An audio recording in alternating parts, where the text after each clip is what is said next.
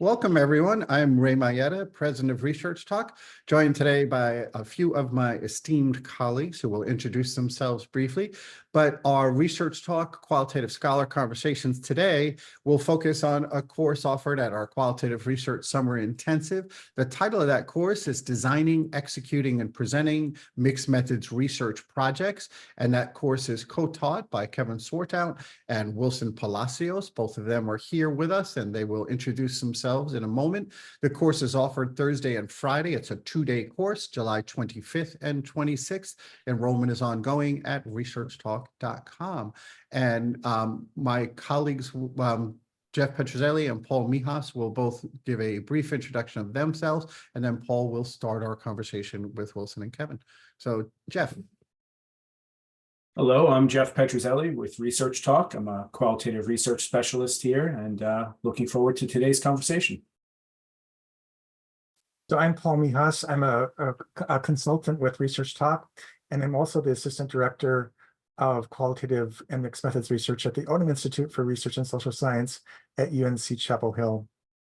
So to get started, I wanted to point out that we've been honored that both Paul and Jeff, and in fact Kevin, but Paul and Jeff have been with us for 23 years, and Kevin's coming in on his 20-year mark. All right, to you, Paul. Yeah, thanks, Ray. So I'd like to just start our conversation today by asking you, Kevin and Wilson, to talk a little bit about your background. I know that you both have a long history in qualitative and mixed methods research, and if you could just start by telling us a little bit about yourselves and maybe about your evolution or how you see your evolution as qualitative and mixed methods researchers, and what this form of means for you. Sure. I'll go ahead and start if that's okay. My name is Kevin Swartout. I am trained as a psychologist. In addition to being a consultant with ResearchTalk, I'm a professor of psychology and public health at Georgia State University, where I'm based in Atlanta, Georgia. And my evolution as a qualitative and mixed methods researcher, I think, is a little bit similar to Ray's story. We sort of both started out in very kind of quantitatively intensive programs, if you will. Ray on the sociology side, me on the psychology side. And it was really my involvement in meeting Ray and starting to, kind of take courses with ResearchTalk that kind of got me into doing more qualitative and mixed methods. And that was, as Ray said, that was a while ago. And since then, it's been great to integrate qualitative and mixed methods into my research program as a faculty member and a scientist. And, so I do a bit of both. I do some quantitative, some qualitative, a lot of mixed methods. And it's been really a great evolution. As we'll kind of talk about, it really gives me a lot of variety and a lot of options to ask the research questions I want to and answer them in ways that are really tailored to not only the questions themselves, but the impact that I'd like to make with the research.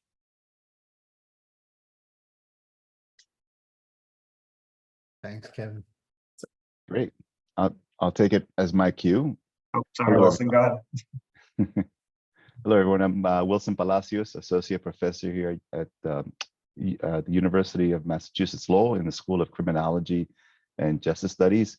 And my evolution, if you will, as a qualitative researcher comes mostly over being in higher education for these last 27 years, trained as a sociologist, and also coming from a predominantly quantitative program at the University of Miami. Over the years, always being able to manage to connect with, when I was a grad student, with faculty that were engaged in mixed methods research, qualitative research in other departments while I was a graduate student at the University of Miami. And then once with doctorate in hand, always having to reach out and find colleagues across various departments that were engaged again in both mixed methods or exclusively qualitative research. So I've always been, either in a department where there's only an N of one, myself, although I'm happy to say here in my current academic home, there's more than just myself engaged in qualitative research, mixed methods research, which is refreshing. My connection with ResearchTalk and Ray also goes back a bit. back to the early days, and again, reaching out, right, and forging those relationships when none were immediately available, and attending several of the early workshops back then. And now the field has really exploded to many opportunities for everyone to really learn about and refine their qualitative and mixed method skills. And yeah, and like I said, I've been in higher ed for 27 years. My primary area of study has always been about and for people who use drugs. And I've been involved in several research projects that have used primarily mixed methods, and to some extent qualitative research standalone, if you will. In addition to being trained as a sociologist, I would say my qualitative specialties that I bring are, ethnographic research, qualitative interviewing, and just knowing how to make observations in a systematic way. I've always communicated with my students, and that you learn a lot just by observing people, and that also means knowing when to be silent and taking notes when you can, at minimum mental notes, and because there's a lot that people tell you just by making careful observations, and then showing them in the classroom how to take such data and really put it together in the form of a presentation. So one of the things I love about qualitative research is that it really lends itself to the most difficult questions as researchers have about human behavior, and that is the messiness, the messy questions concerning how and why people do what they do. And that's what keeps me going after 27 years. Yeah, and it's great, Wilson, when you set that stage, it's a perfect opportunity for us to ask the two of you to join in a co-conversation about the messiness, the translation, and kind of how even when things are messy, the two of you are very minded about decision-making, thoughtful, principled decision-making when you're really thinking about the course topic, designing, executing, presenting mixed methods research. If you could just create for us, present the story of kind of the evolution of this course, why this course, that would be real good background for folks. So whoever wants to start us off about, and this can also we're looking for more depth information about the course than the description entails. So it can also, kind of like, what you saw as the heart, how you built it, things of that sort. So I'll give you open Rita to go ahead and chat with us. So whoever wants to begin.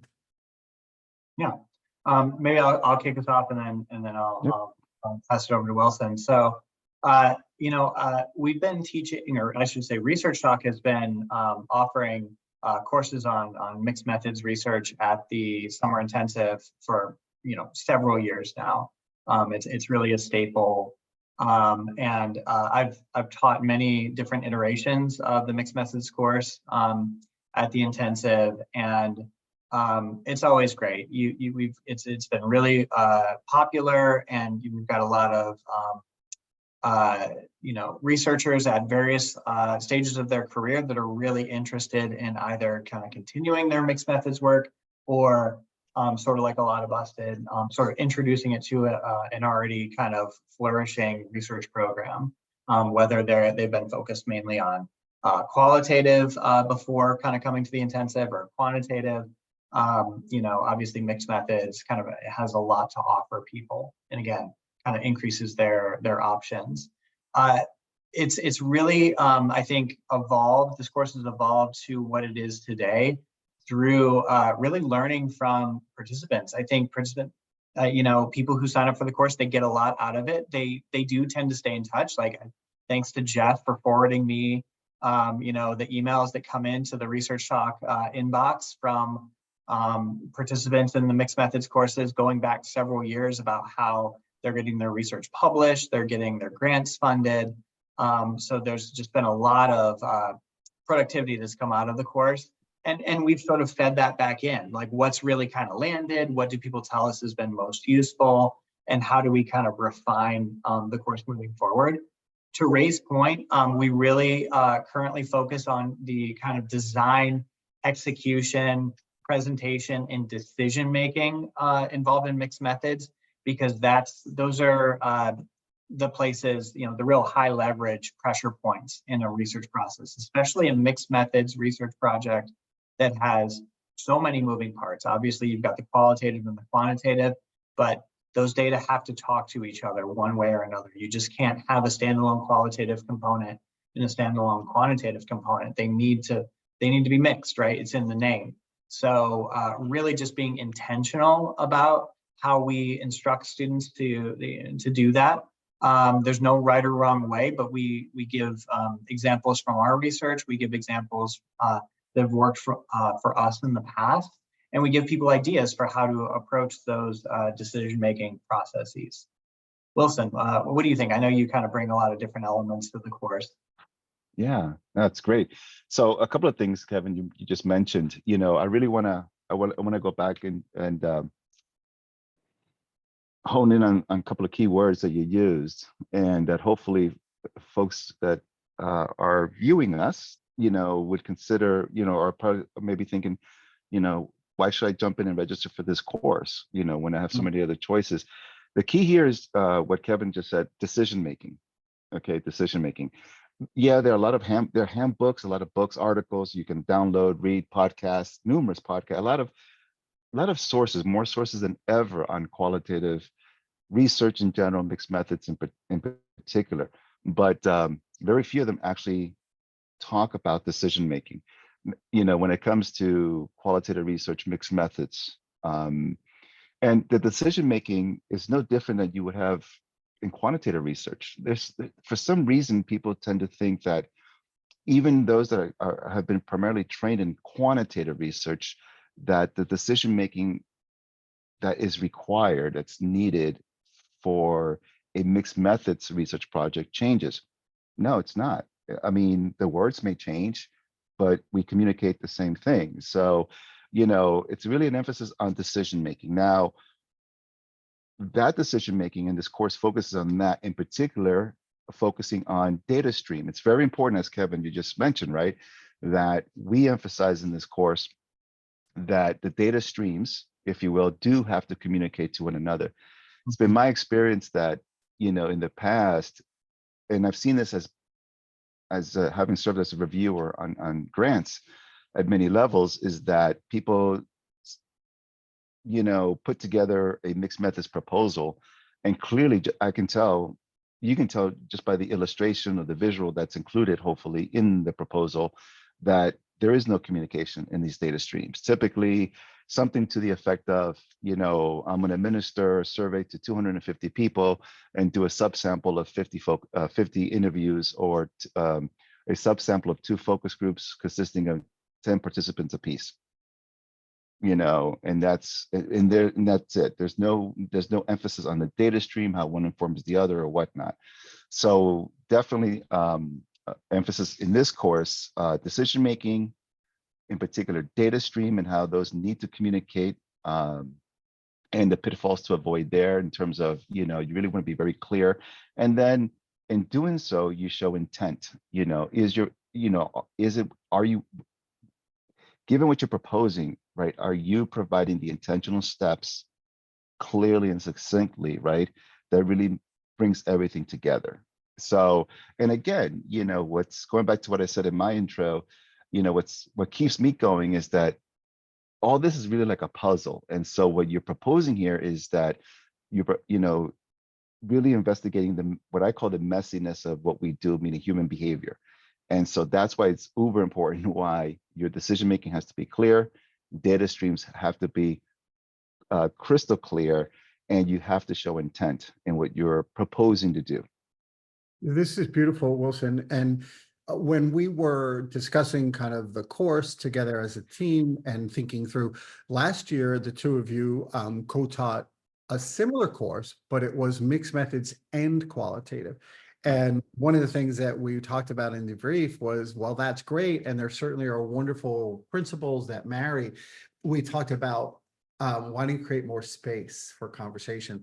And I love this emphasis on decision-making. Wilson, you're underscoring the word intent for people to really think through what not only the principles of how to make decisions in mixed methods projects, but being intentional about keeping your goal for what the functional focus of your project is and being true to that intention. So those really underscore, and as I'm listening to you, I'm really celebrating that decision to keep it focused on, let's just do mixed methods and give it its own light, and those kinds of things. So I didn't know, Paul, if there was a specific follow-up there. If not, if we want to give, I saw you reacting to that, and I know you were active in those conversations. But then, I just want to talk about like the fact that, what will you be doing with that extra space? Maybe let's go there, and then Paul, if you want to come in after that, unless you have anything piggybacking more directly on what I just said. So yeah, Kevin, Wilson, whoever wants to start. When you think about what appears to be luxury, having a space, we all know as instructors, especially with two brilliant scholars like yourselves, that space goes away quickly. But yeah, how are you going to think about using the space that's created by a light on mixed methods only? Wilson, you want to kick this one off? Sure. I mean, I think it goes back, to start where I left off, right? For whatever reason, when it comes to mixed methods research, again, folks tend to, and I'm being very general here, folks tend to really lose sight of the fact that it really comes down to decision making. And again, I go back, I would like to think that long gone are the days where we think in silos in terms of quant or versus qual. That's, we're so different. We approach human behavior, or the study of human behavior, the study of decision-making process of humans, which is the most difficult, aspect of all this, right? To really understand why people do what they do. And I'm being very general here, right? So, but I know that's what keeps me going in this field, and I'm sure that keeps many of us going. Okay, we have this natural curiosity about ourselves, humans. Mhm. And so with mixed methods, much of the principles that all of us have learned in grad school, when it comes to how to do ethical, reasonable, social scientific research applies here. So mixed methods, this is where, for example, you have the luxury in that proposal to really, many ways, not just in using the words, but illustrate it, your decision-making process. And I should have just said that alone and then turn it over to Kevin. But from my professional opinion, and also personal, is that people don't spend enough time creating illustrations or visuals about the steps that their mixed methods project entails. And for me, I always it requires more time. It requires a lot of lead time in developing a visual, and it doesn't have to be fancy, but I'm a firm believer that if how you envision your research design, your decision, it should effectively communicate the decisions that you're making. It should be in a visual, and maybe with a 5-7 minute talk about how these pieces fit together. So for me, that's key. But I would say that goes back to any kind of research methods, any kind of research project. You need that visual, that illustration. Yeah, absolutely. And I'll key in on another word that both Ray and Wilson used, and that word is space. We want to give participants in this course, both in the course and then after, the space to make those decisions that Ray talked about, Wilson talked about, I talked about. And we know, like Wilson is saying, that you need to, in a mixed methods project, a scholar needs to follow best practices in the quantitative phases and the qualitative phases. And that there's no substitute for that. There never will be. And it's the same if you're doing a purely quantitative study or a purely qualitative study. You have to, meet the standards of your field. But there's also standards for mixed methods that are in addition to those individual standards for the types of inquiry that are incorporated into the design. And this format gives Wilson and me space to really dive into those standards and really hopefully give participants the space to think creatively and make those decisions at every stage that makes sense for them as a researcher, for their participants and the data that they're providing, and with all of the many other kind of factors that are kind of happening in the context. You know, whether it be current social movements that are happening while you're trying to conduct the research, whether it's the constraints of the funding opportunities that one might have. You know, there's all sorts of considerations that are specific to a mixed methods project that we want to have the space and also give the space for people to really consider and make their best decisions. Beautiful. Paul, let me invite you in. Sure. So I see a strength of this course being that it's really looking at the entire research life cycle of mixed methods. I think that you know, a lot of people may have kind of a background of just understanding basic designs of mixed methods, but in taking on the whole research life cycle, I see your course being able to really address things like the interpretation phase and integrate. What does integration really mean? And Ray, I know you like to use the term talkback, the conversation between the quant and the qual, and how can we, like, what does that really look like, that integration? And I'm wondering if you could just talk a little bit about how your course can help people just understand what that really means. What does integration, what does mixing really mean? Well, I would like to take the first shot at that question, Kevin. Because it just hit me. If I don't get this out, I'm going to lose it. So I think I stress that it begins with the research question. Mm-hmm. And again, next to, based on my own observations in my time doing this, or the privilege, I call it a privilege, being able to do what I do for a living, is it goes back to not just focusing or spending the time on creating that illustration, that visual that gets your story. And basically that's what you're developing. What's your story? What are you proposing, right? You should also spend time developing the research questions. Now, I'm not talking about hypothesis statement only, okay? So again, for mixed methods, that's going to be relevant on the quantitative side. But you know, you have to, it comes down to, it first starts with developing the proper research questions that communicate, that illustrate, you know, how these data streams, if you follow the connection, are really coming together.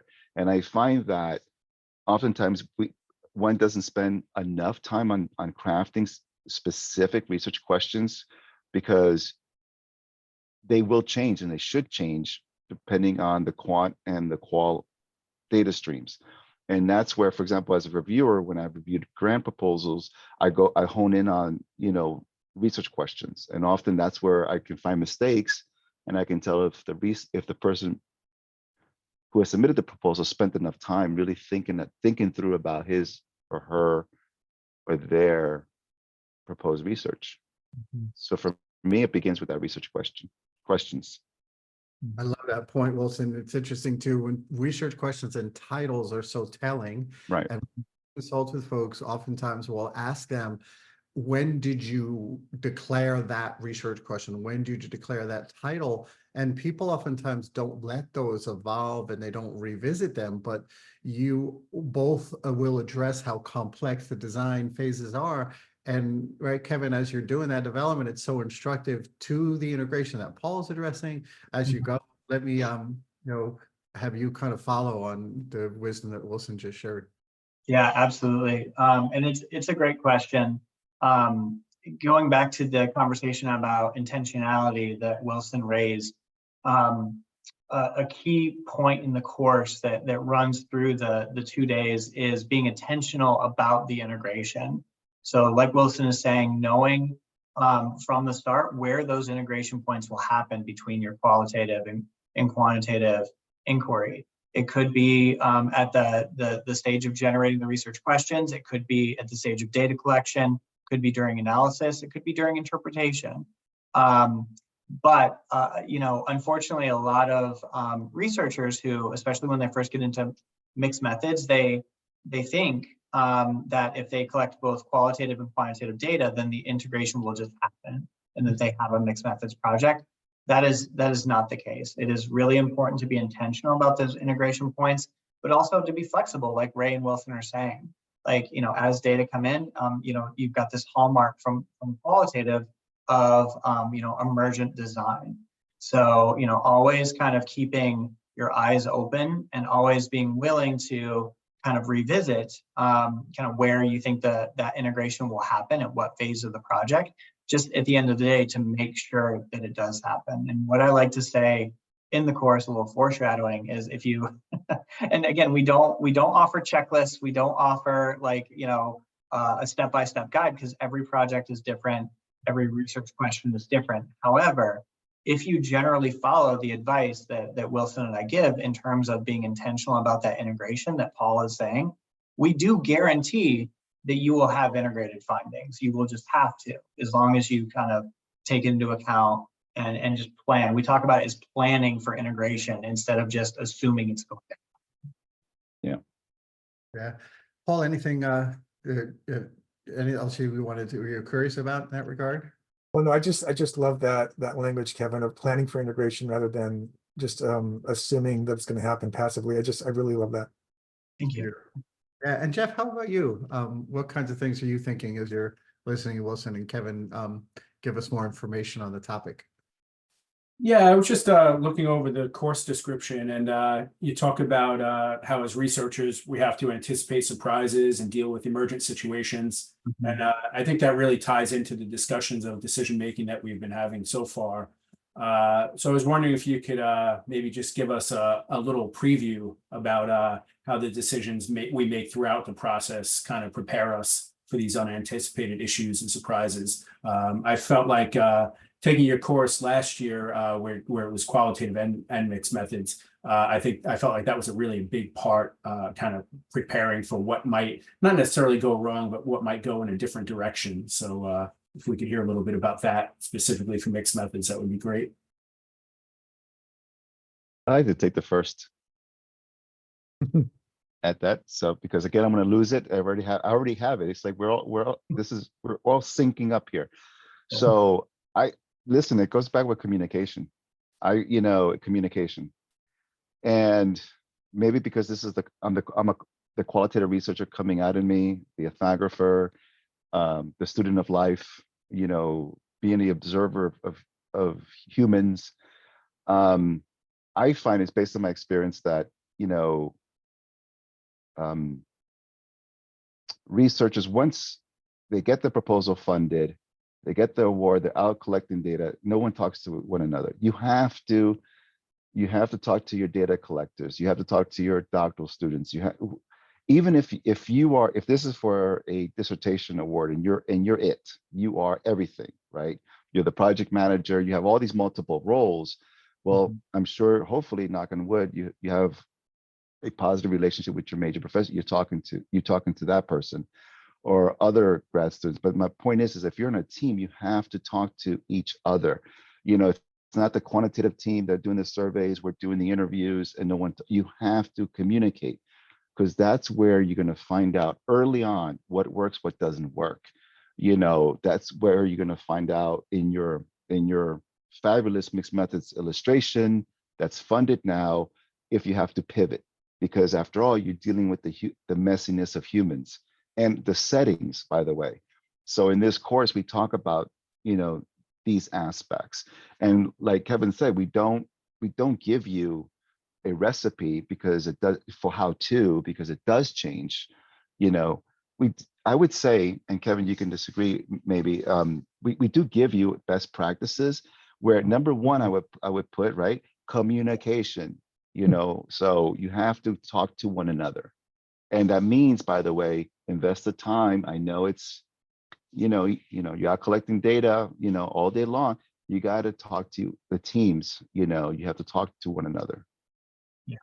Yeah, the team communication piece is so important, like Wilson is saying, because sometimes, especially with a mixed methods team, you have people with backgrounds in quantitative, people with backgrounds in qualitative, they speak different languages of, validity, reliability, transferability, that kind of thing, and they need to be on the same page.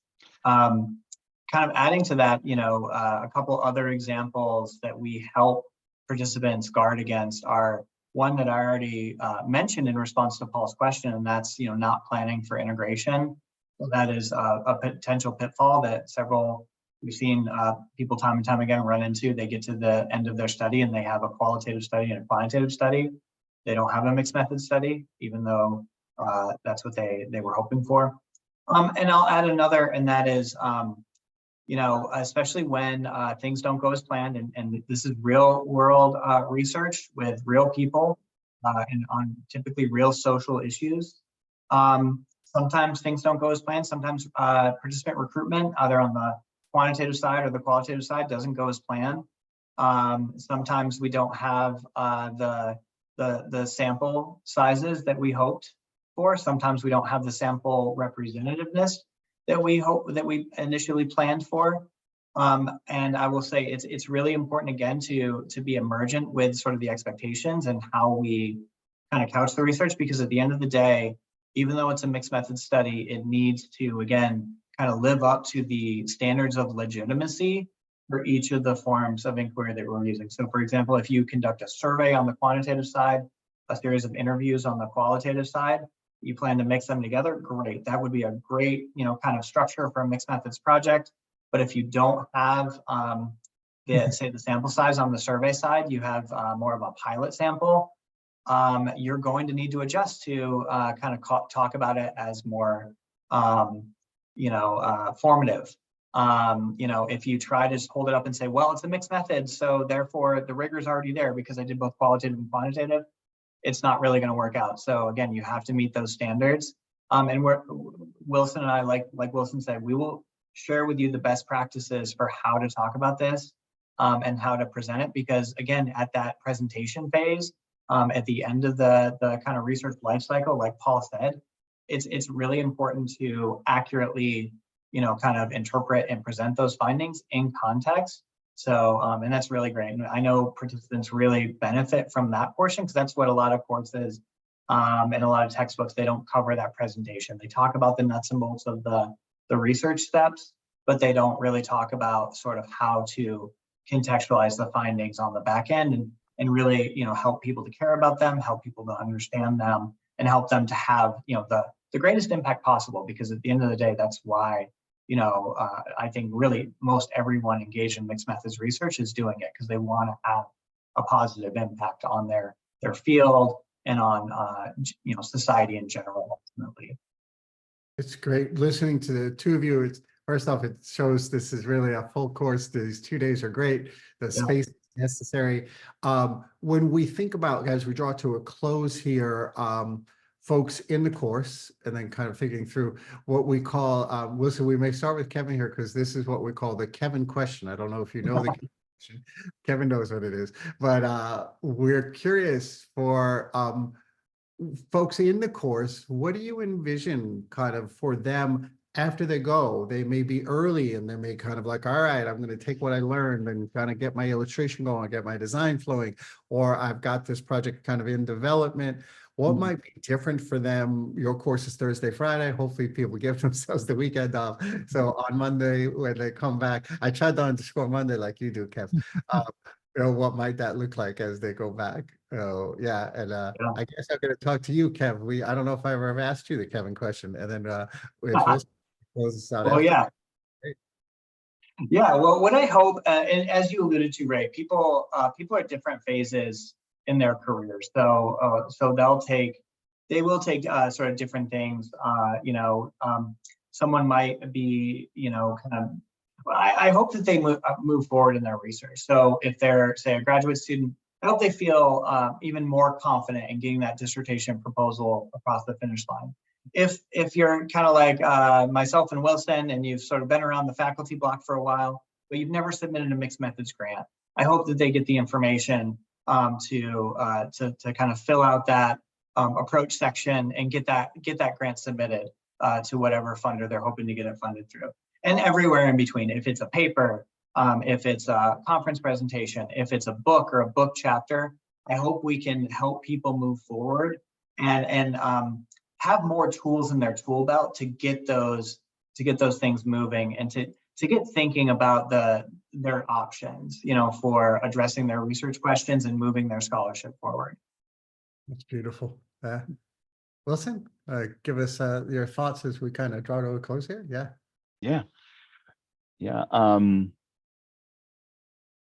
If anything, what I'm hoping that our folks leave us with after they take, they spend 2 days with us is, and because we'll definitely be emphasizing this, but the following, and to always remember, right, know your setting. So going back to what I said, we're all observers of humans. Well, we should, right? Because we learn a lot just by observing.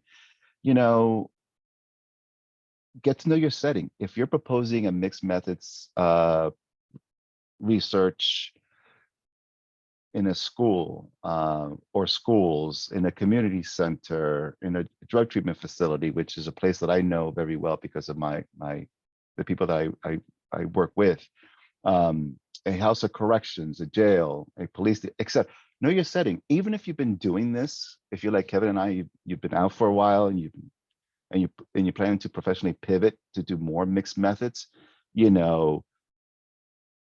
might have spent maybe a good part of your career already in one of these settings. Go back, go to the actual setting. If you have a working relationship, with one of these places, go back and observe, just hang out. I find it that, you learn a lot just by observing, engaging in the setting that you think you may want to conduct your research. You learn about not just observing people, but also how people move and flow, which, by the way, this is a bit of a teaser, but just making those casual observations and understanding how people flow in a particular setting will inform your may inform your recruitment plan for your participants. So there's a lot there. And I tell students, hang out, and they always expect something formal and scholarly for me as the first step, right? Go hang out, spend some time, clock in the hours, get to know your setting, think about, and then honestly, keep a journal. I do. And again, that's because I'm a qualitative researcher, I guess, at heart, but write things down. That begins the research process, even before you start actually formally writing.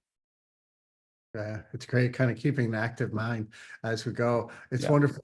Jeff, Paul, anything you want to say as we close out the conversation?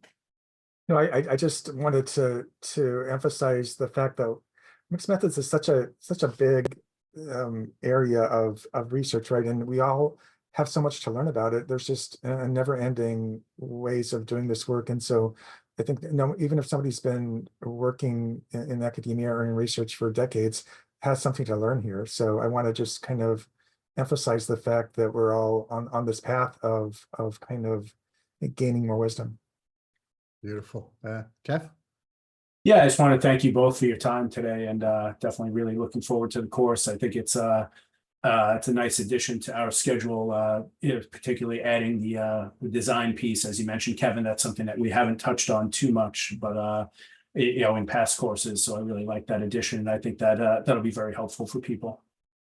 Yeah, definitely. It's wonderful. Well, thank you both. It's wonderful having you as part of our team. And as a side note, having a friendship with the two of you, it's just fabulous. And people are just going to benefit so deeply in the immediate and long term to have this opportunity to learn from and with the two of you. So thank you very much for your time today. And of course, the time you'll be giving before in prep, and especially on July 25th and 26th. So thank you so much. And we'll close out our conversation for today.